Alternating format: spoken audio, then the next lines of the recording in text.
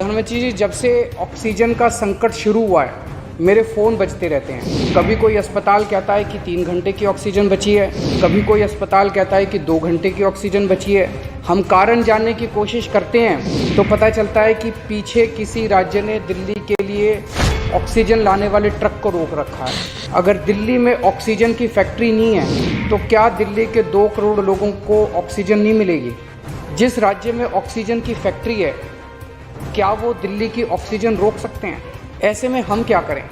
पर सर, मैं आज ये जानना चाहता हूँ कि अगर आज या कल या किसी भी टाइम हमारे दिल्ली के किसी अस्पताल में अगर 1 घंटे की, आधे घंटे की, 2 घंटे की ऑक्सीजन बच जाए और लोगों की मरने की नौबत आ जाए तो मैं फ़ोन उठा के केंद्र सरकार में किससे बात करूं? सर, मैं ये जानना चाहता हूं कि अगर कोई राज्य दिल्ली के कोटे की ऑक्सीजन का ट्रक रोक ले तो मैं फ़ोन उठा के किससे बात करूं? तुरंत कोई कठोर और सार्थक कदम नहीं उठाया गया तो शायद दिल्ली के अंदर कोई बहुत बड़ी त्रासदी हो सकती है।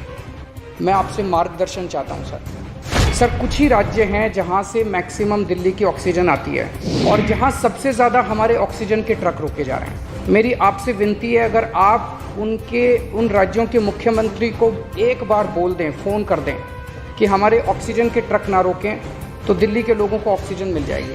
प्रधानमंत्री जी, कोरोना से देश को बचाने के लिए एक नेशनल प्लान बनना चाहिए। इस नेशनल प्लान के अंतर्गत देश के सभी ऑक्सीजन प्लांट्स को तुरंत आर्मी के ज़रिए केंद्र सरकार टेक ओवर करे।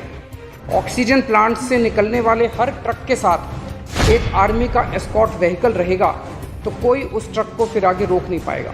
लगभग 100 टन ऑक्सीजन उड़ीसा और वेस्ट बंगाल से आनी है। हम परसों से, जब से कोटा बढ़ा है, हम कोशिश कर रहे हैं उस ऑक्सीजन को दिल्ली लाने की।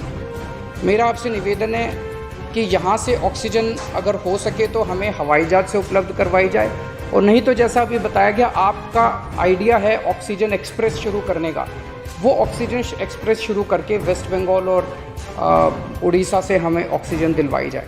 आइडिया नहीं, ऑलरेडी चल रहा है सर। दिल्ली तक नहीं पहुंच पा रही, हमारी दिल्ली तक नहीं आ रहा। उसमें अगर हमें दिल्ली के लिए भी कॉरिडोर मिल जाए तो आपकी बड़ी मेहरबानी होगी। प्रधानमंत्री जी, हमारे देश के वैज्ञानिकों ने इतने कम समय में जो वैक्सीन बनाई है, इसके लिए हमारे वैज्ञानिक साधुवाद के पात्र हैं। आपने इसमें जो प्रयास किए, आपका बहुत बहुत शुक्रिया।